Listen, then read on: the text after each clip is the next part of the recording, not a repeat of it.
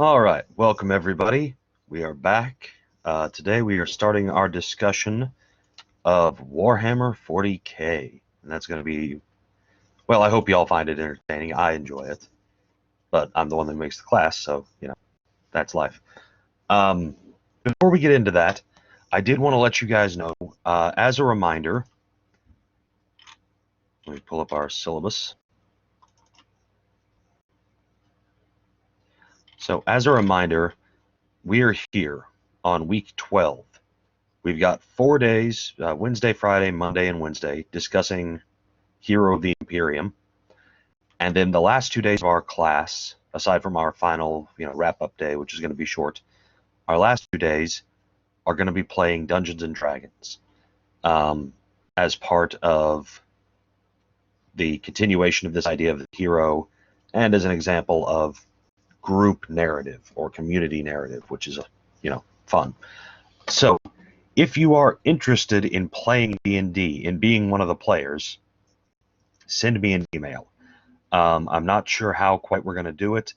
Depending on how many people we get, we might divide it up and, half the group, maybe up to 6 or 7 people play on Friday and the same number of different people on Monday. Or if we have one group that wants to do it both days, then nobody else wants to do, that's fine. We are not going to be able to play with everybody because we have about 40 people in our class, and 10 is too much for a single game. That gets hard to do. So a lot of y'all are going to have to be observers. But if you want to play, whether you have played before or not, I'm welcome to newcomers as well, or open to newcomers. Send me an email. Let me know in the next couple days. Certainly before next week, so I can start planning for it. So yeah, send me an email. Let me know. That goes away.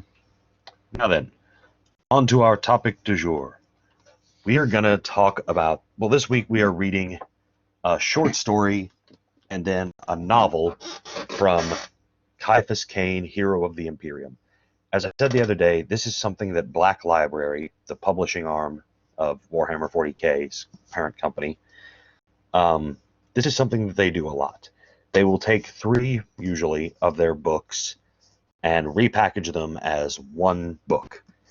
And it's a great savings because it's, I think it is the price of a single book for 3. So that's nice. That's always enjoyable. And you get a lot of entertaining story. Hopefully you find it entertaining. I know I do. But this is one of those big science fiction franchises, like Star Trek or Star Wars, except potentially bigger.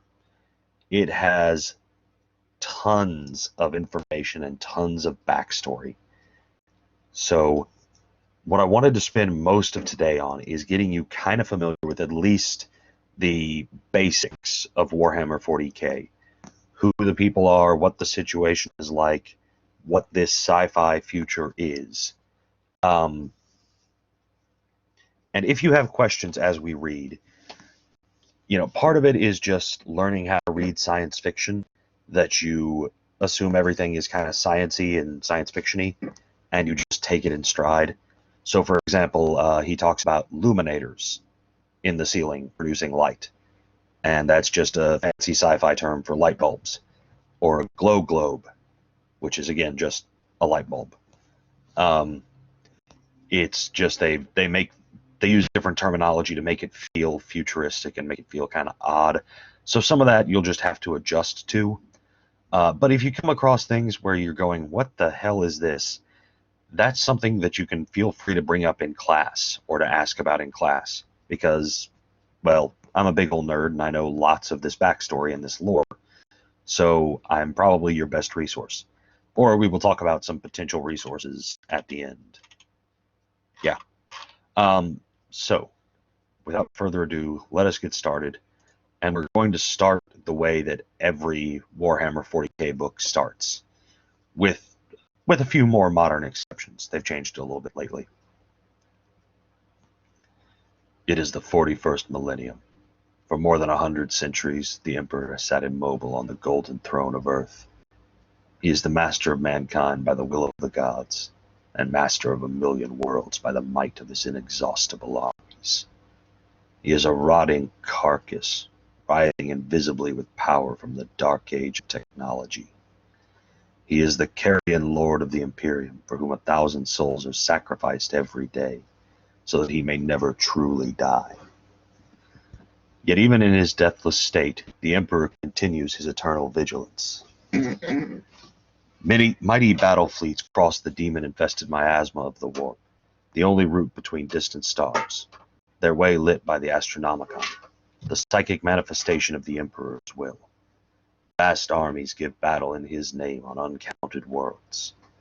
Greatest among his soldiers are the Adeptus Astartes, the Space Marines, bioengineered super warriors.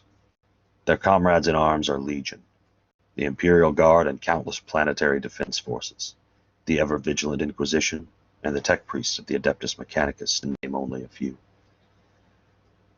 But for all their multitudes, they are barely enough to hold off the ever-present threat from aliens, heretics, mutants, and worse. To be a man in such times is to be one amongst untold billions. It is to live in the cruelest and most bloody regime imaginable.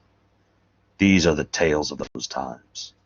Forget the power of technology and science, for so much has been forgotten, never to be relearned. Forget the promise of progress and understanding, for in the grim, dark future, there is only war.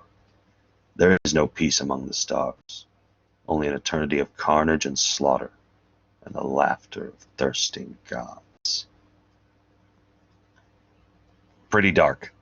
In fact, this is, if you've ever heard the phrase grimdark, which you should because it was mentioned in that Conan video that we watched back when we were talking about Conan, that video mentioned that Conan is kind of the inspiration for a lot of grimdark, and it is. This draws heavily from the kind of action-adventure, gritty, bloody drama that was so prevalent in Conan. Especially the Space Marine stuff. Maybe not quite as much the stuff we read, but it's still pretty grim and gritty. They're just regular humans this go round. But yeah, this is where we get the phrase grimdark, which is, so dark that it's even darker than dark. It's not just dark, it's grimdark. And it's probably pronounced with a bit of gravel in your voice. Yeah, this is a dark future with the rotting corpse god sitting on a giant throne that everybody obeys. Sounds like fun. Let's launch into it. So, a bit of background. All of this material, all of this text book, or this book that we're reading, the hundreds and hundreds of stories based on it, both short stories and larger novels, all come from these little guys. This actually started as a tabletop game of miniatures, and they were started in 1983, Warhammer Fantasy Battle.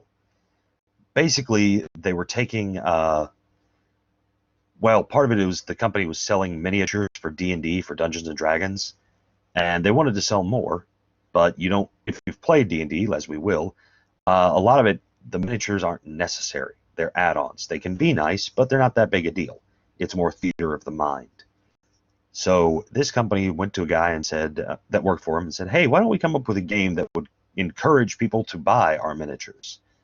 And so he based it off of army games. And I'm sure you've seen pictures of like generals standing around a table moving the little wooden squares with big brooms and, shifting their armies around and playing it out what it would look like.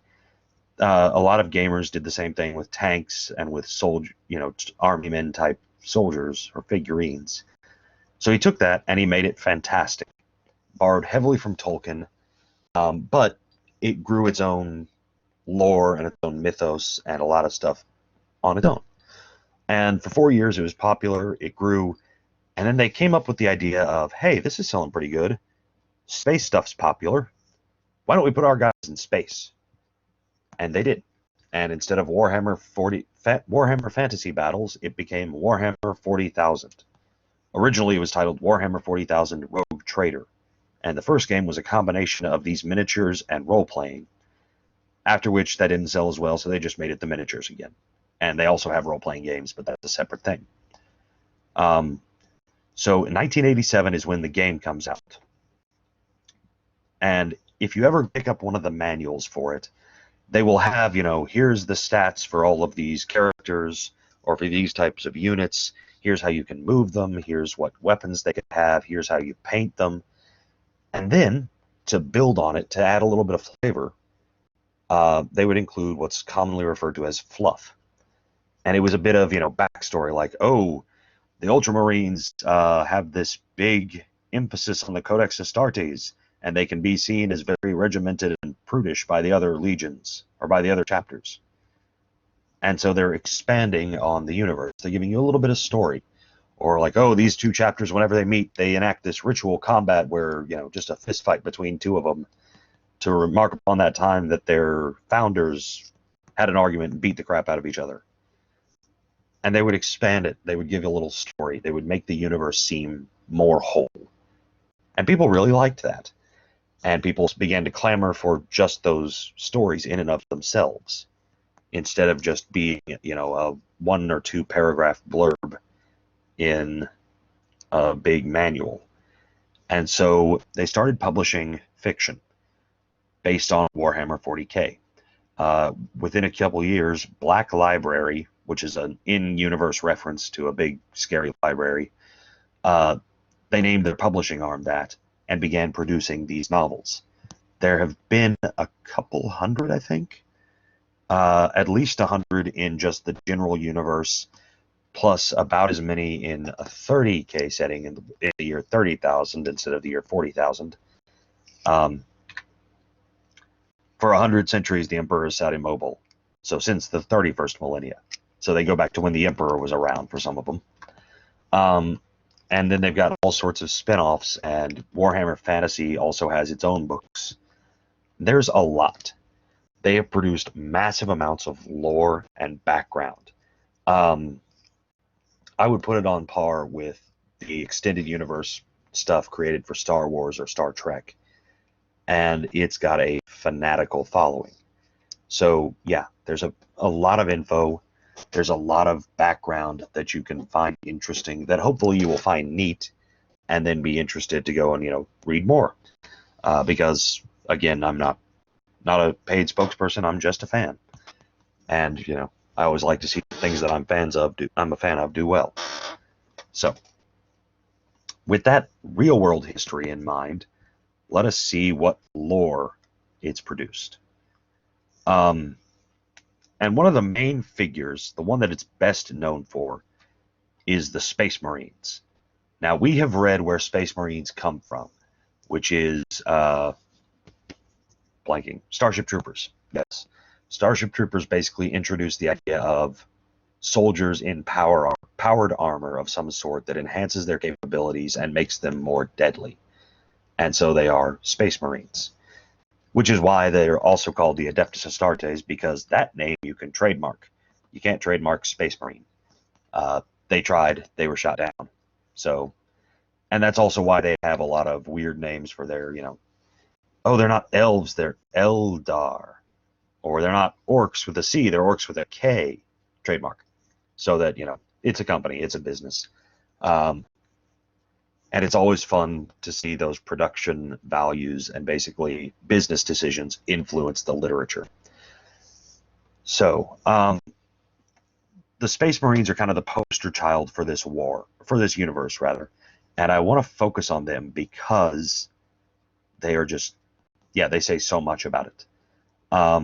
So again, they have power armor, which is this stuff, and you can see it's big and impressive.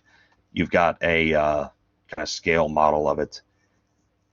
They carry weapons like this, which is a chain sword, which is a chainsaw on a sword hilt, because a chainsaw wasn't badass enough. They also carry a bolter, is their typical gun. And I have this image of Star Trek phasers up to make a point of comparison. Look at how sleek this is. It fits in the hand. It looks very futuristic. It's It shoots futury things. It's, it's kind of like almost a magic wand to an extent, but it's very sleek and fancy and ornamented, and it just screams future, right? What does this scream at you? If you're anything like me, it screams murder. This is something made for killing people. This is made for something made for killing a lot of people as violently as possible. And actually, I'm going to pull up a random image from the editor, see if I can find it.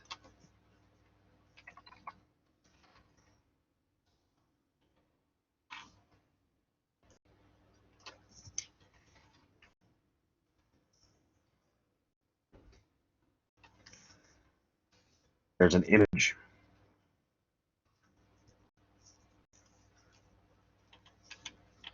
There's an image of somebody actually holding one, and it gives you an idea of the scale. Oh, well.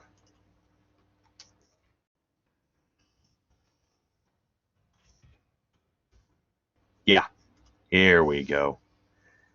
This is a bolter in the hands of a regular human.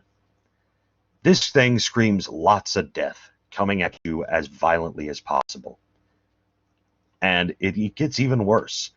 So it fires about half-inch diameter bullets that have a rocket engine in them and a bit of guidance system so that they will actually track your target with, with guided rocketry. And then they are mass reactive, which means it will penetrate your enemy and wait until it hits a certain mass density and then explode, which means so it will blow clean through like an arm and wait until it hits a nice thick chest cavity to go boom. And it fires like an Uzi. They are shooting rocket-propelled grenades that explode in, massive portions like a machine gun. That is terrifying. That is meant to be scary as hell. Look at the size comparison. So they have, an average basketball player at about 7'6", which might be a bit tall for some of them, but I don't know about basketball. So basically take the Rock or Shaq and staple two of them together, and you will get a Space Marine out of his armor. This is what humanity has been made into. This is what the gene-engineered soldier becomes. And he starts out as a human. Actually, he starts out as a child, because they basically indoctrinate them from their youth. So child soldiers, yay. And they turn him into this massive killing machine, and then they stick him in power armor. Out of it, he weighs about 750 pounds to 1,000 pounds. This is average size. They get bigger than this.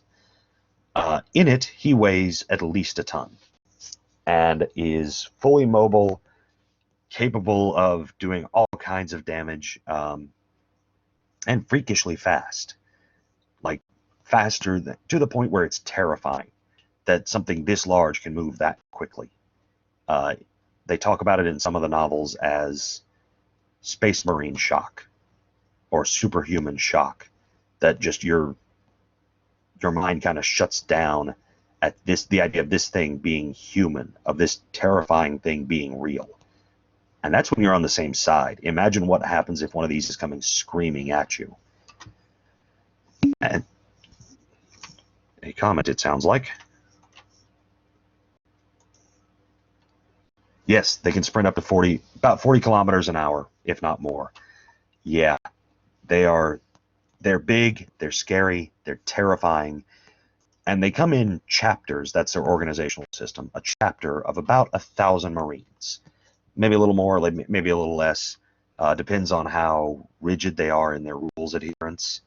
But roundabout approximately 1,000. And there's about 1,000 chapters of 1,000 Marines each. So there's about 1 million of these guys. And one of them is enough. They say one Space Marine is enough to conquer a planet, and they're not wrong. Okay, yeah. Uh, yeah, so the fastest human is 44 kilometers an hour, and they can do it for days on end. They can go without sleep literally for weeks and keep functioning. And they, again, yeah, that's average end, and that's all of them. So the point I'm driving at is this is a powerful force. One Marine is enough to conquer a planet. A chapter of them in its entirety is enough to conquer star systems. And the Imperium of Man, humanity, has 1 million of these guys, and they are just barely holding on.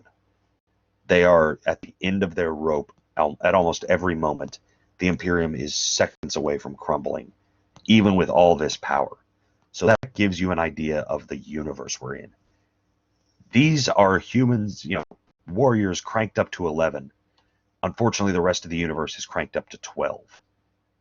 Um, yeah, these guys are humanity's best effort to make something to basically match one of these, an orc. The greatest we can offer is, about on par with one of these guys, except much, much, much, much smarter. Damn, orcs are dumb. We will get to that, but they're fun. So that's your introduction to the Imperium of Man. It's powerful, it's scientifically advanced, it's scary, and yet it is barely holding on. And again, these are the good guys, the guys using child soldiers and, brain wiping techniques. These are our heroes. So the Imperium exists basically around Terra, around Earth, and they have their unifying faction feature is the belief in the Emperor of Man, the God Emperor, who sits on his golden throne, which is here, as basically a desiccated corpse. This is what he used to look like back when he had flesh and was, gorgeous looking.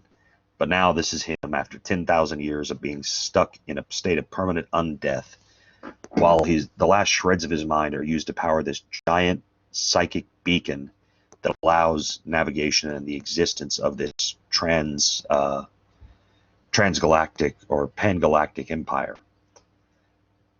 And everybody is forced to worship him. And I do mean forced, because they have state religion and a giant, massive church structure that's 10,000 years old that's based around worshiping the God Emperor and believing in him and venerating him and all of his servants and saints and, his angels of death, which is the name for the Space Marines. So yeah, it is state religion, widespread. Everybody has to believe. Admittedly, they have, lots of leeway in what specifically they believe. If you're on a primitive world, they might believe he's the sun god, and, that's okay. They're still worshiping him. They might believe he's a forest god, and hey, it's all right. A little different, but that's fine. But everybody has to worship him. They also have a giant, think of the DMV or the worst red tape type thing you could find, and then make that office the size of a mountain. And you basically have the administratum. It spans the galaxy, and it's 10,000 years old, and it has all that time to develop red tape. So, there are stories of people being dead for hundreds of years before their ancestors have to decide the case. You also have the Mechanicus, which is the technological faction. They worship the Omnissiah, their computerized god, which they claim is the Emperor. So, again, close enough. But they guard all secrets of technology, and they worship all technology, because technology is a gift from the Omnissiah, who doesn't allow you, it's not something that was created by humans. It's something that the God gave us. So, for example, all technology, all computers have machine spirits, which you have to pray to and appease to make it work. And it's it's that tendency of people to, have you ever talked to your computer when it's screwing up or yelled at a printer? I know at one job I worked, they had like a letter folding and stuffing machine, and I would threaten it because it wasn't working right. You know, that human impulse to kind of anthropomorphize these unliving things. It's that if they actually believed it. If people took that seriously and actually prayed to these spirits and treated them like they were real things. And because of an interesting quirk of the universe, sometimes those machine spirits are real things because belief dictates reality. But we'll get to that. They have the Inquisition, the Emperor's pet psychos. Basically, think the Spanish Inquisition, but on steroids in space. These people have total and complete control, complete authority. They can do whatever they want in their quest to hunt down witches and demons and heretics and aliens, because all of those are evil. And yeah, they can do pretty much whatever they want, up to and including what's called an exterminatus, which basically means you kill the planet. If you want the planet to stay around as a ball of rock, then they will drop virus bombs, which have a nasty virus that can eat through plastic or glass or metal, instantly lethal. It basically dissolves people as they're standing there, and it spreads instantaneously. So they will release it and basically have the entire planet eaten by this virus, turned into an organic sludge with all the subsequent vapors of death and decay and disease kind of spanning everywhere in the atmosphere. Then they shoot it with a laser to light it on fire, and they burn an entire world. That's the rational option. If you really want it dead, you just crack the planet to pieces with cyclonic torpedoes. And each of these Inquisition agents has the authority to do that and no oversight, except from other Inquisitors who, it's kind of a first among equals thing. So again, horrible psychopaths. This is not a pleasant future. They have the Officio Assassinorum, the Office of Assassination. So that's an official thing in their government. Let's see, hive cities. They're common on most worlds, and this is one that you can kind of see. Basically, imagine that a mountain was a city. Not just on the mountain. That would be bad, but it's not just covering the mountain. It literally is the mountain. Layer upon layer upon layer of city built on city built on city, in much the same way that London is. You can pick up on some of these things being very British. Kind of their vision of dystopia has unique flavors to it, I would argue. One of them being this hive city thing of taking London to an extreme, which is not something that really happens in the US. Now, it also happened in, say, ancient Israel, but there are plenty of examples of, places where that doesn't happen. London is just kind of unique, but most British dystopia has that as a feature.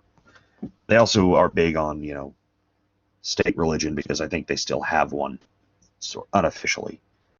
The Church of England is still the Church of England, even though it's not officially mandated. So they have their own historical, cultural issues that they're working out. But yeah, this all the way down and even further below ground is a giant city built on itself, where once there was a flat, featureless plain. Imagine being a citizen in that, where you don't even get to see the sky for your entire life. Imagine being down in the Underhive, where basically it's people live off of the waste and refuse that comes down in trash falls from the upper hive. They scavenge through raw sewage to earn their living. This is a hellish place. The Imperial Guard, the many, the expendable, the Guard. They are the main force of the Imperium's military might. There are billions of them, if not trillions. And they are basically just standard humans. They have tanks, they have, semi-mechanic, kind of mech type things occasionally. But most of the time they just have a las gun, a laser gun. So it shoots laser beams, and it's, by fans, it's generally called a flashlight, because it's not powerful compared to, say, a bolt gun or anything else that any of the other enemies wear or use. So you have to rely on, mass fire to bring things down. And their lot in life is brutal and violent. In fact,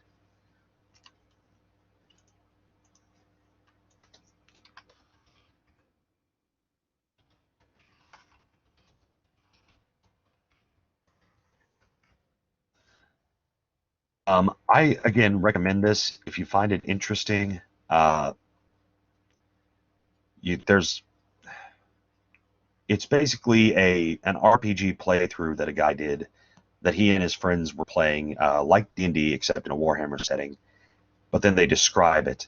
And if you want something that's entertaining, this is somebody reading it. This version is a computer text-to-speech thing, but once you get used to it, it's not bad. But listen to at least the first, 10-minute episode on Darwinian character creation, because it gives you an idea of what it is like to be a guardsman in this universe, to be in the meat grinder, and to be just a meaningless cog. Think World War I, but on steroids.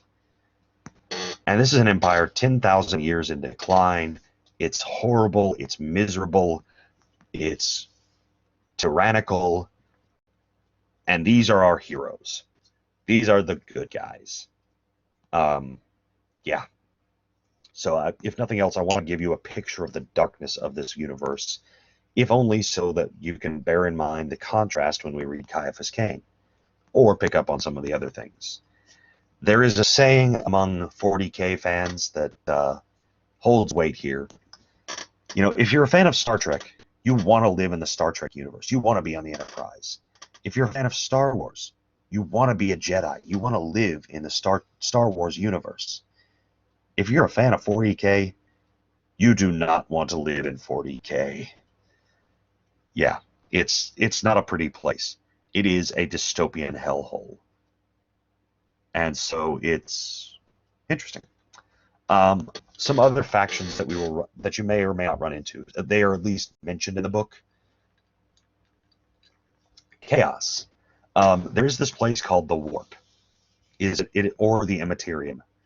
It is an alternate dimension where everything is based on emotion and belief, and it's what faster than light travel is, how that's achieved. They basically tear a hole into the warp, and they can make a journey that would take hundreds of years in like 2 weeks, if they're lucky. But it's also really unstable, and really, sometimes a journey that should take a week and a half takes 20 years because it's weird.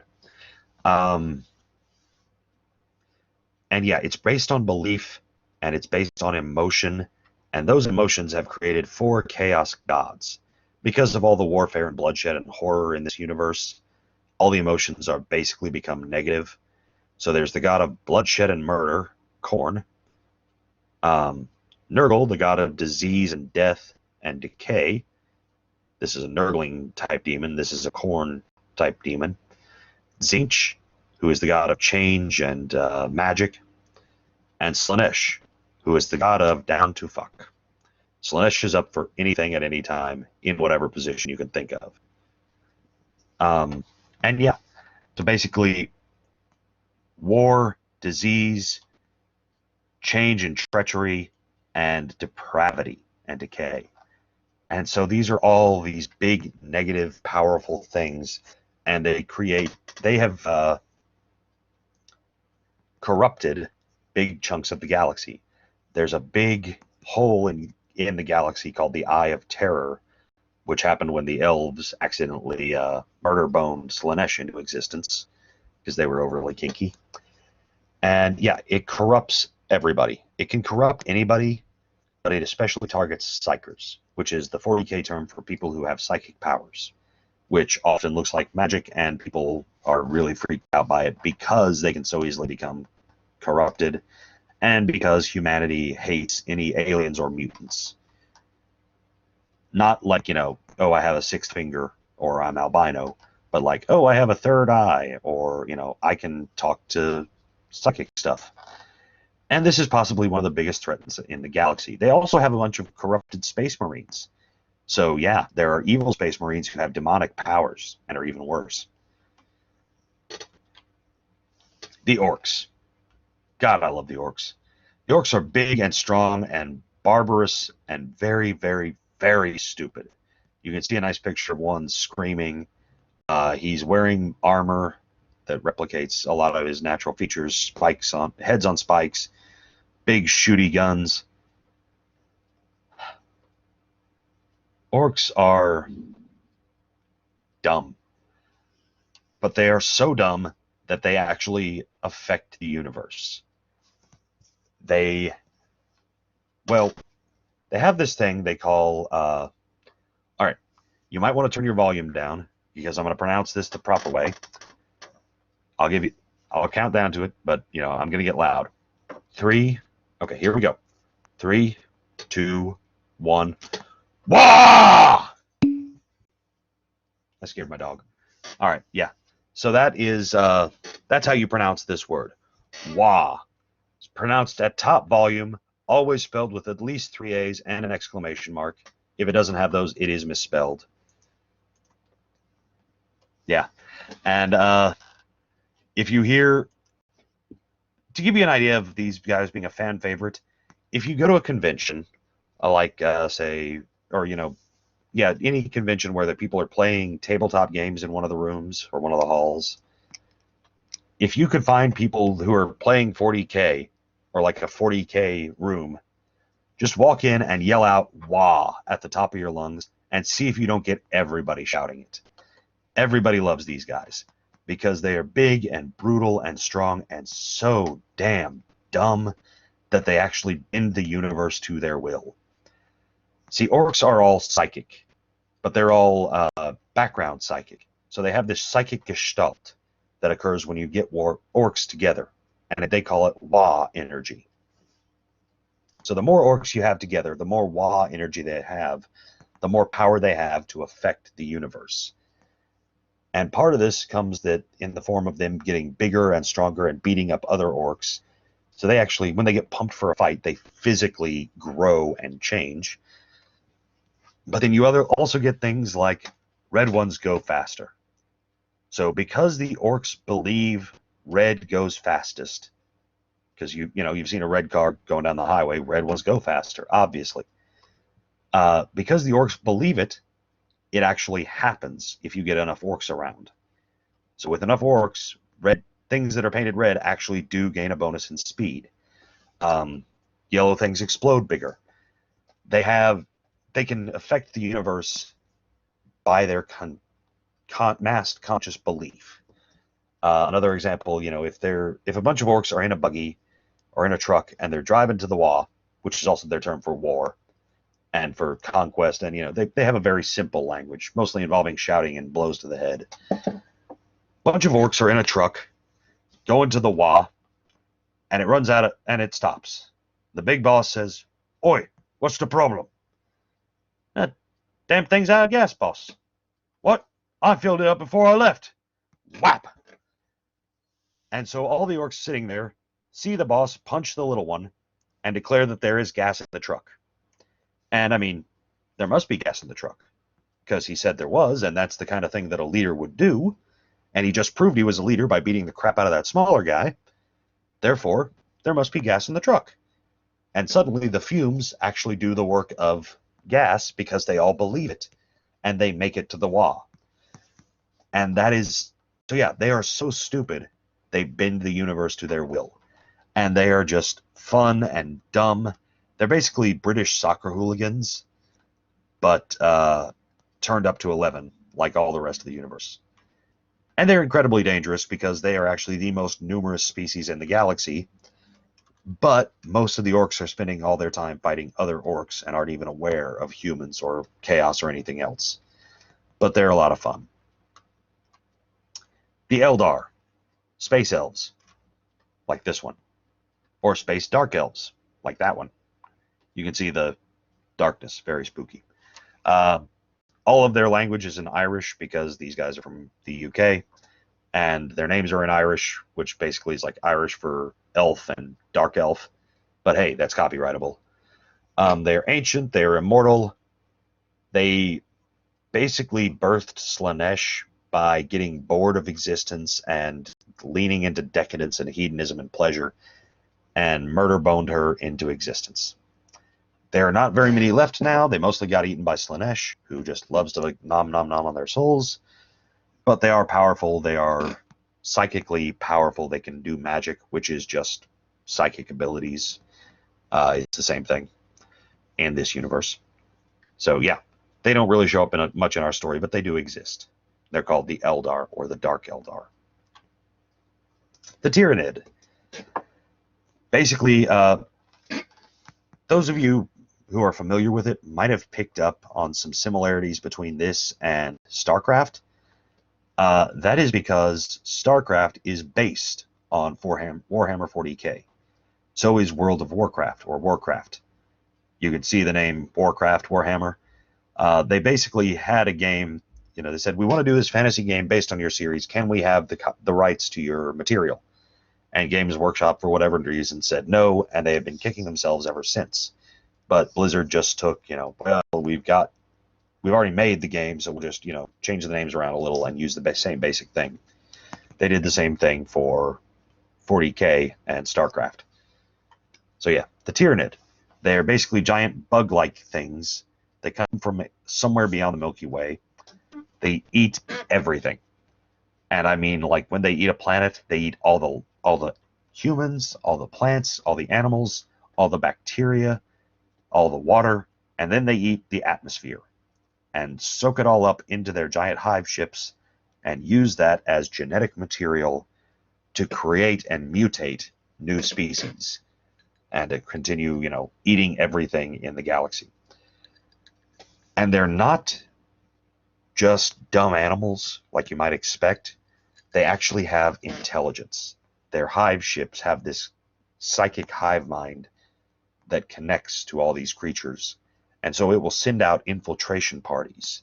It actually plans and plots, at which, considering how powerful they are on their own, is just really unfair. Yeah, here's one of them eating a tank. And if they, happen to run into a tank and they can't eat it because it's made of metal, then they'll immediately evolve the ability to eat metal and send that thing out to eat the tank. And these are possibly the biggest threat in the galaxy, which I also said about chaos. I'm going to say that again. Yeah, there's more than one biggest threat in the galaxy in this universe. The Tau. Yeah, they're space Asians. Not in a racist sense, but in like borrowing from Asian cultures and kind of mixing them up in a futuristic alien sense. As you can see from this image, like, look at the knee plates, the arm plates, especially, the ones in the background. You can see where it looks like samurai armor, right? Even with like the little top knots that are their communication devices. So its aesthetic is based on Japanese samurai. It has a big bureaucratic system and this idea of the greater good that is semi-communist. So it's based, at least in part, on communist China, on the PRC. It has a big, strong caste system that, well, I won't go into here, but it is, neat. Well, not neat, but it's, part of their culture and gets touched upon in the novel. So it's kind of, yeah, it's Space Asia, which is not to say that there aren't Japanese or Chinese elements in the Imperium as well, and from actual cultures. Granted, it's 38,000 years from now, so how much Japanese or Chinese culture remains around is to be seen. But yeah, and they worship, or they have this ideal called the greater good, that everyone must work for the greater good of the whole, which is a fancy term for some of the ideas of communism, at least ideological communism. And I think we are supposed to make that connection. They're a very young race. They are incredibly technologically advanced, especially compared to the Imperium. They have hover tanks and jetpacks, and they have these giant battle suits that the Imperium has no idea how to build anymore. It has something like it, but it's all old technology that's been lost for thousands of years. So they are a big counter to the Imperium in that way. But they're also a pretty small empire, and they're very young, and they don't have faster than light travel. And then there's the Necrons, space mummies, robot space mummies, who want to kill everything. Like, again, down to the microbial level. They want to just wipe out all life in existence. They fought a war against the aliens that created the Eldar and the Orcs.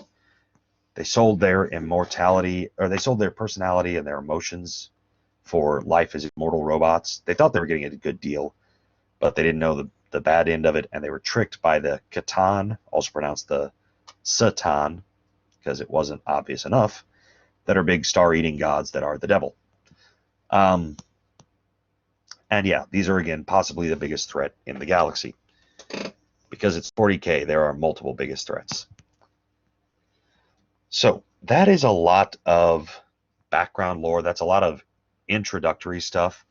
We won't actually get to the reading for today until next time, but that's all right. We will get through what we can. Hopefully this has made some things a bit easier to understand and given you some background or some basics. If you ever come up with a question where you're going, what the hell is this thing? And there are two big sources to look for. Warhammer 40K Lexiconum and the Warhammer 40K Wiki. Both are good. I have used both. They will give you more information than you want. But you can get at least a basic idea here. Feel free to look there or to ask in class. If you find this lore interesting, if you want to learn more, there are a bunch of YouTube videos that go into a lot of things. Wrong button.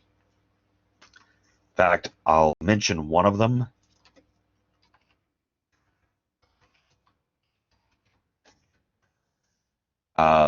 If the Emperor had a text-to-speech device, which starts that basically one of those gets implanted into the Emperor's throne, and it goes into a lot of background and a lot of history of the universe. It's also very foul, got a lot of foul language, so maybe, take that as you will. But it provides a lot of good in-depth stuff while adding some fun story to it.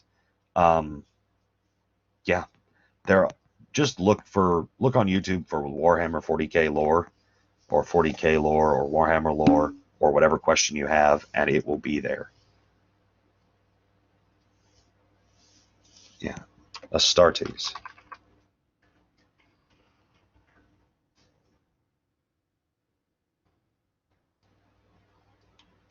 Okay, yeah, I'd heard about that as a fan movie.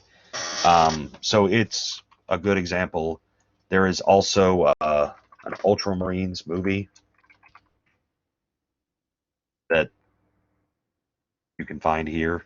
And they give you some ideas of the universe. But again, this is one of those series that just has tons of videos about it and tons of lore if you get interested. So there's plenty of resources for you. I hope you enjoyed class today. We will be talking about the novel, the short story and the novel itself next time. So if there's nothing else, I will see you guys on Friday. Have a good day.